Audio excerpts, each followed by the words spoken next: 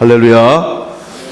2016년 성령으로 새롭게 변화되는 교회와 성도들이 되시기를 간절히 축원합니다. 올해 표를 이렇게 정했습니다. 성령으로 새롭게 변화되는 교회. 새롭게 변화되는 교회가 되기를 위해서는 변화를 추구하는 분명한 목표와 목적이 있어야 합니다. 아무리 변화를 외치고 강조해도 어떻게 변해야 할지 구체적인 목표와 목적이 없다면 변화는 일어날 수 없습니다. 다시 말하면 큰 꿈과 비전을 이루기 위해서는 지금 당장 내가 해야 할 일이 무엇인가, 지금 내가 무엇을 위해서 힘써야 할 것인가 하는 것을 알아야 꿈을 이루어 갈 수 있습니다. 그렇다면 우리 교회가 변화되기 위해서, 특별히 성령으로 새롭게 변화되기 위해서는 과연 내가 무엇을 할 것인가? 우리 교회에 지체된 성도인 우리 성도들이 무엇을 하고 어떻게 할 것인가를 생각해야 합니다. 다시 말하면 우리 교회는 어떤 교회의 모습을 가져야 할 것인가? 우리 교회는 어떤 교회가 될 것인가? 하는 것에 대한 기대와 또 구체적인 목표와 또 우리의 바람이 있어야 될 것입니다. 우리가 바라고 원하는 교회는 어떤 교회입니까? 다른 말로 하면 우리가 꿈꾸는 교회는 어떤 교회입니까? 첫 번째, 우리 교회는 세상을 살리는 교회가 되어야 합니다. 세상은 어둠의 영인 마귀와 사단이 활동하는 곳입니다. 마귀와 사단은 성도들을 또 교회들을 무너뜨리는 것을 목표로 삼고 있는 존재입니다. 그래서 끊임없이 성도들을 시험하고 성도들의 믿음을 약하게 만들고 성도로 하여금 더 이상 교회에 나오지 못하도록, 믿음을 지키지 못하도록 여러 가지 유혹과 또 여러 가지 방법을 통해서 성도들을 힘들게 하고 있습니다. 또한 교회를 흔들려고 애를 씁니다. 사이비를 통해서, 이단을 통해서, 교회 내 이런저런 문제들을 통해서 교회를 흔들려고 하고 있습니다. 따라서 교회가 교회다운 교회가 되고 이 땅에서 주님이 세워주신 교회의 목적을 이루는 교회가 되기 위해서는 먼저 교회를 이루고 있는, 교회의 몸이 되는, 지체가 되는 성도 여러분들이 살아서 건강하고 온전한 그리스도의 지체가 될 때 우리 교회가 세워지게 될 줄로 믿고 여러분 살아있는 성도들 되시기를 간절히 축원합니다. 뿐만 아니라 우리가 영적으로 살아있고 우리가 그리스도인으로서 온전히 성도의 사명을 감당할 때 세상에서 살리는 일을 할 수 있는 거예요. 죽은 영혼들, 죽어가는 영혼들을 살리는 일을 오늘 우리 성도들이 해야 하는 것입니다. 바로 궁극적인 교회의 목적은 영혼 구원입니다. 천국 백성을 만드는 일입니다. 그래서 교회가 사람들의 인간적인 삶에 대해서, 건강에 대해서, 또 물질적인 생활, 육체적인 생활, 사회적인 생활, 이 세상에서의 삶의 문제까지도 교회가 지원해주고 도와주고 관심을 가져야 할 이유가 영혼을 사랑하고 영혼을 구원하기 위해서는 그 일까지도 필요하기 때문입니다. 왜냐하면 우리는 육체를 가지고 사는 존재입니다. 그리고 육체 안에 우리의 영혼이 담겨 있기 때문에 우리들의 육체는 영혼을 담는 그릇이라고 말할 수 있기 때문에 육신의 일도 소중하게 여기고 우리의 육신도, 우리의 육체도 잘 관리해야 할 책임이 우리에게 있는 것입니다. 건강한 영적 생활을 유지하기 위해서는 육체적인 건강도 유지해야 하는 것입니다. 그래야 살리는 일에 쓰임을 받는 것입니다. 성도는 생명을 살리는 일에 쓰임받는 주님의 도구입니다. 성도들을 통해서 죽음으로 향하던 영혼들, 죽어가는 신음하는 많은 영혼들이 영생의 길, 생명의 길로 돌아서는 일이 일어나는 것입니다. 우리는 그 일을 전도라고 말합니다.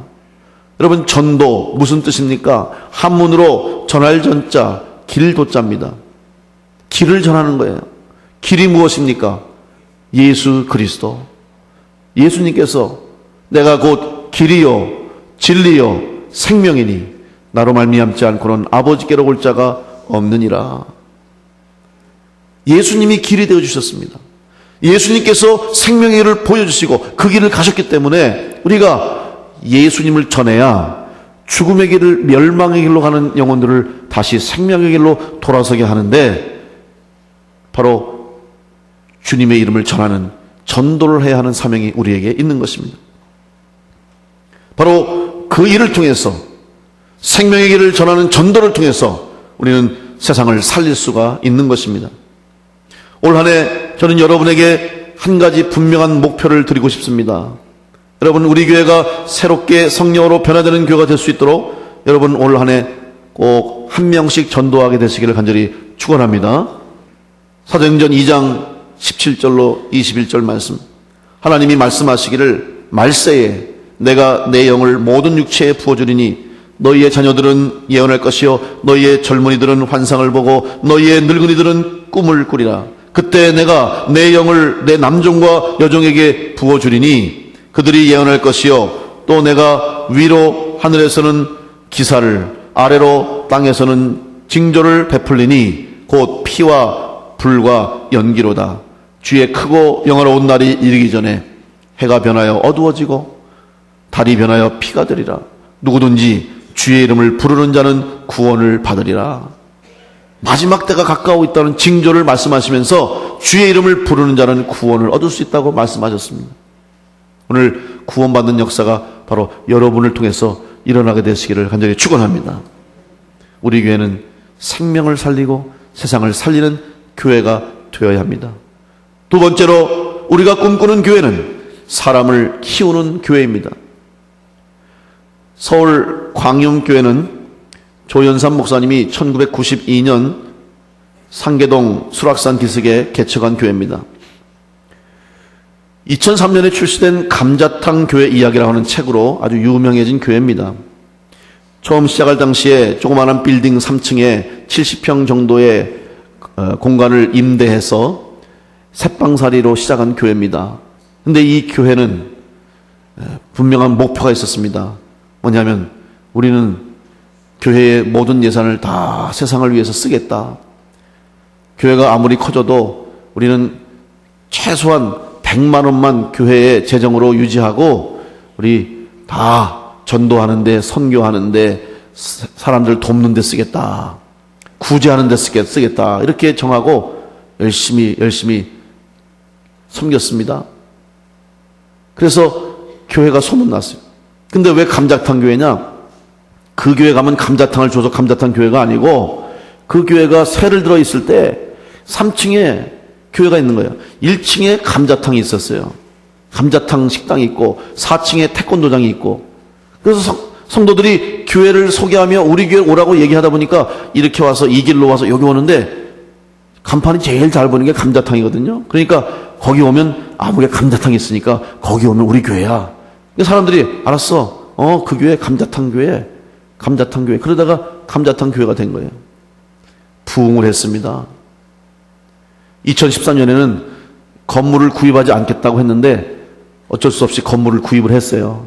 워낙 성도가 많아지니까. 그리고 이 교회 재정이 100억이 넘었어요. 4,000명의 성도가 모입니다. 그런데도 이 교회는 그 처음 목표를 그대로 유지하고 있어요. 이 교회에 10가지 소망이 있습니다. 10가지 목표가 있어요. 담임 목사님의 목회 철학입니다.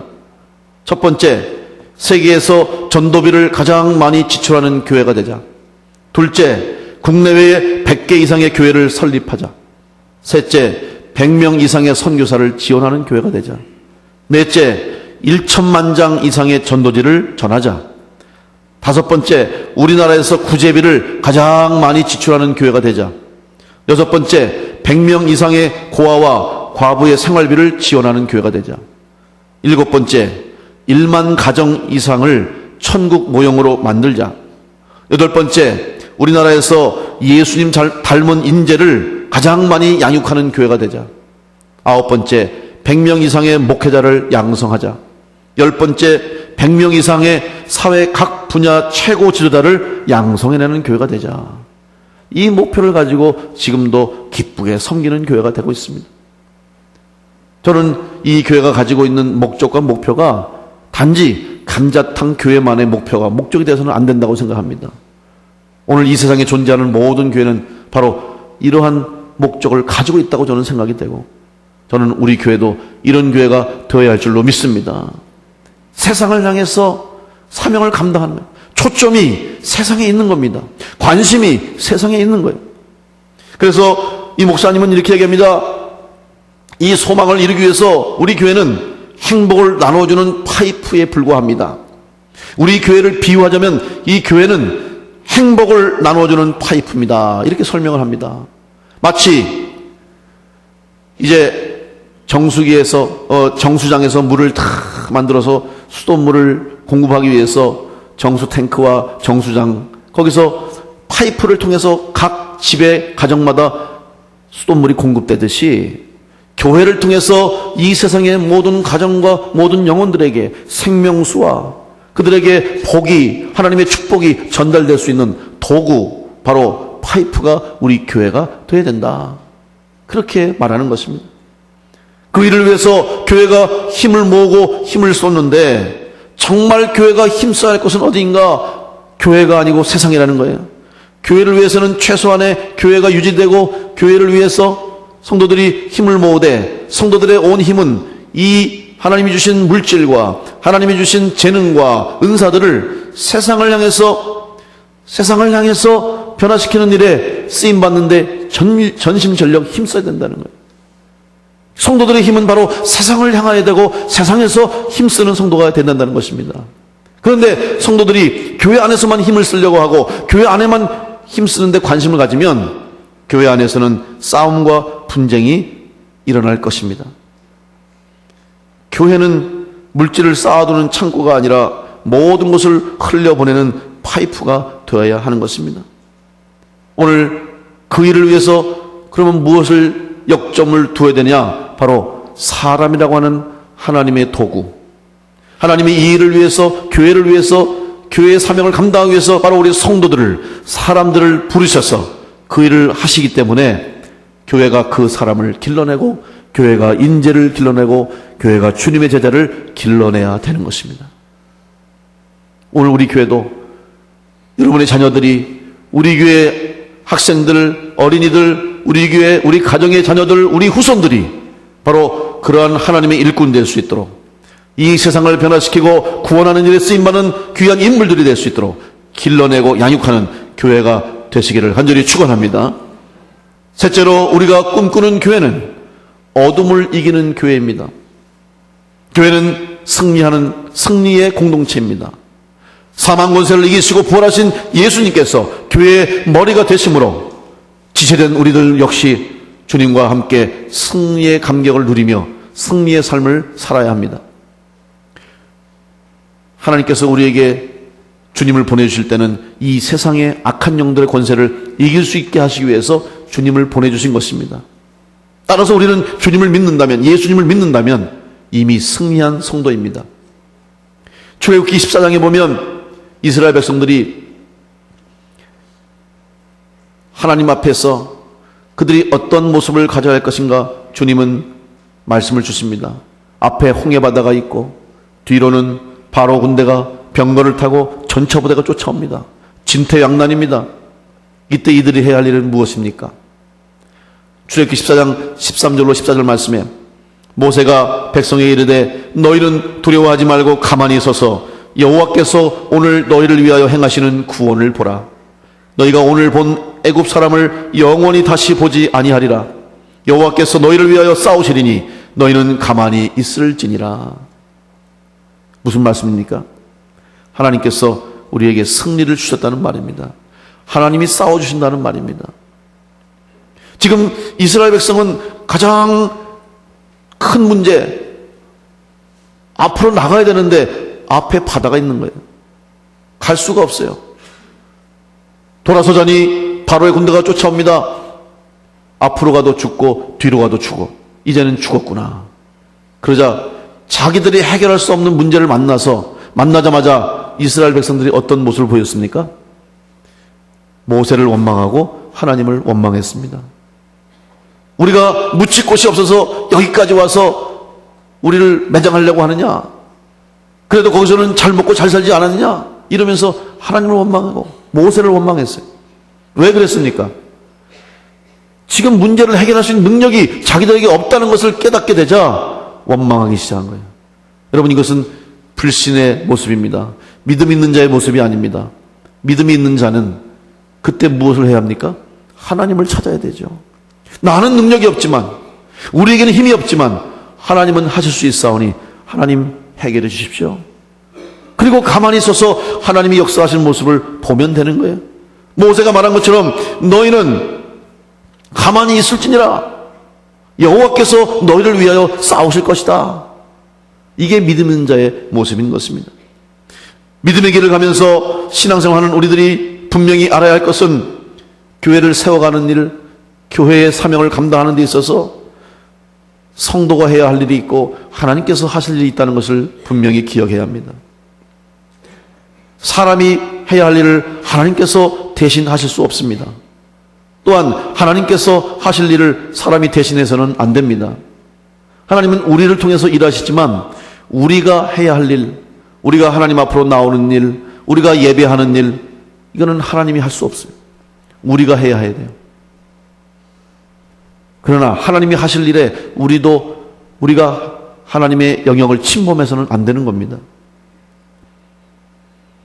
하나님의 영역을 사람이 범할 때 문제가 생기게 되는 것입니다. 오늘 한 목사님이 개척교회를 시작해서 열심히 애를 썼는데 10년이 다 됐는데 한 가정도 전도를 못했어요. 10년 동안 한 가정도 전도를 못해서 이 목사님이 너무 죄송스럽고 너무 지치고 힘들어서 목회를 포기하려고 교회 나와 기도하면서 하나님 앞에 기도를 했습니다. 하나님, 죄송합니다.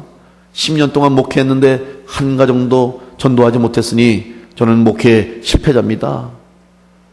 목회를 그만두겠습니다. 용서해 주십시오. 눈물 흘리면서 저는 실패했습니다. 기도하는 거예요. 근데 이 목사님에게 하나님의 음성이 들리는 거예요. 아니다. 너는 목회 실패한 게 아니다. 목사님은 아닙니다. 저 실패했습니다. 10년 동안 아무것도 한 게 없으니 실패한 거 아닙니까? 저는 목회 못하겠습니다. 하나님이 또 아니야. 너는 실패한 게 아니야. 한참을 옥신각신 그러다가 조용히 침묵이 흘렀습니다. 그러니 잠시 뒤에 하나님의 음성이 들려옵니다. 얘야, 그러면 네가 만약 10년 동안 목회해서 교회를 성장시키고 부흥시키고 수없이 많은 사람들이 몰려들고 교회를 짓고 그랬다면 그러면 네가 성공한 것이냐?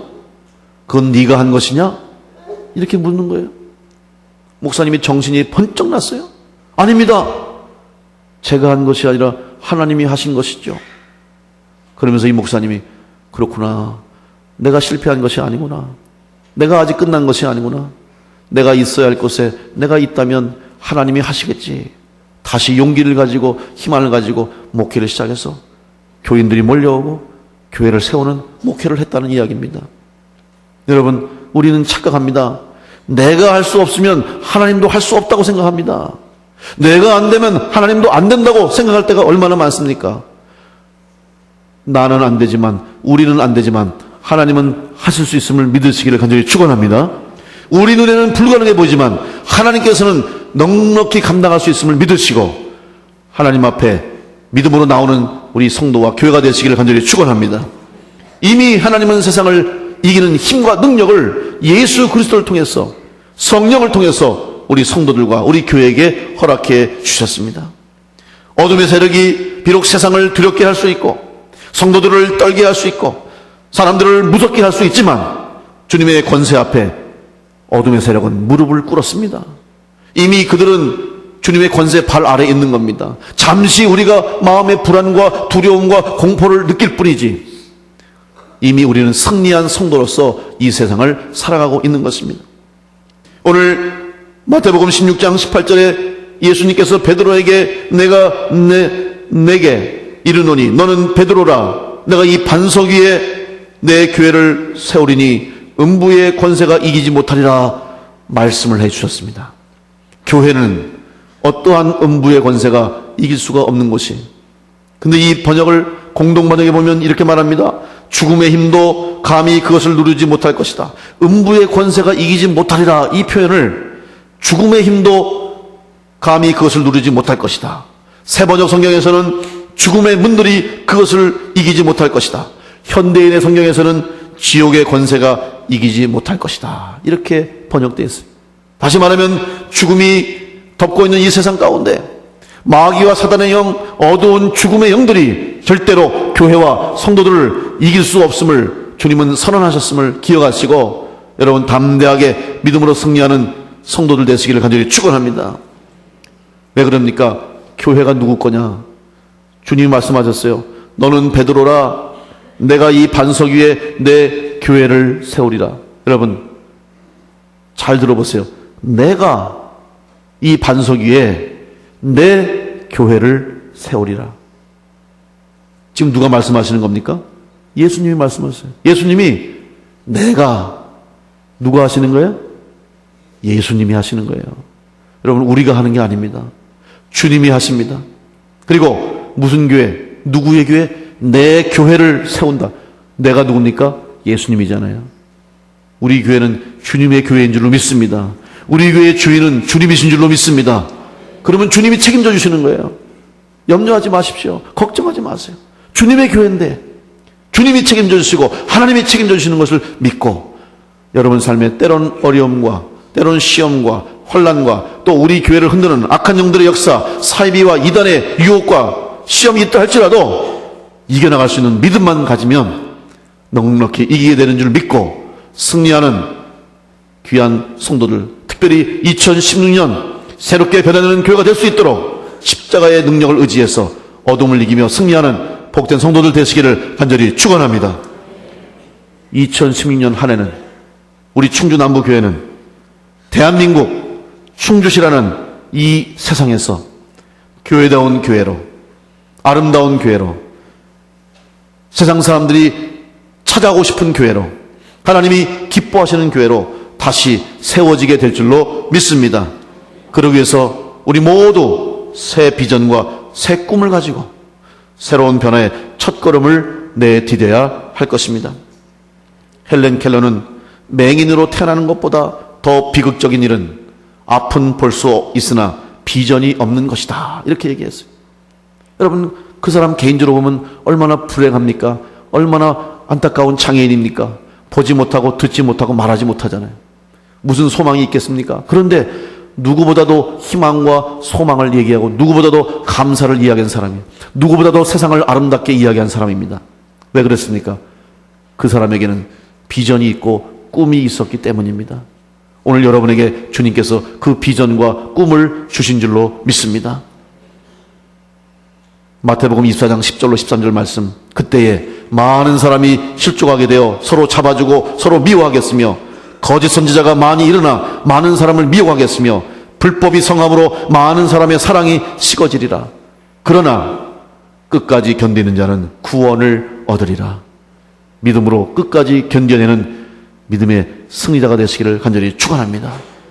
죽음의 영이 가득한 이 세상과 죽음의 영에 사로잡혀 죽음으로 향하는 수많은 영혼들을 살려낼 수 있도록 생명의 능력이 충만한 충주 남부교회와 온 성도들이 되시기를 간절히 바랍니다. 꿈을 잃고 절망의 늪에서 헤매는 이 시대를 소망의 천국으로 이끌어갈 인재들을 길러내는 세상의 소망이 되는 교회가 되기를 간절히 축원합니다. 마지막까지 믿음을 지키고 사명을 감당하여 끝까지 이기는 교회와 성도가 되어서 승리의 면류관을 얻게 되는 그날까지 우리 다 주님이 주신 사명을 감당하여 날마다 새롭게 변화되는 우리 모든 성도들과 우리 교회가 되시기를 간절히 축원합니다.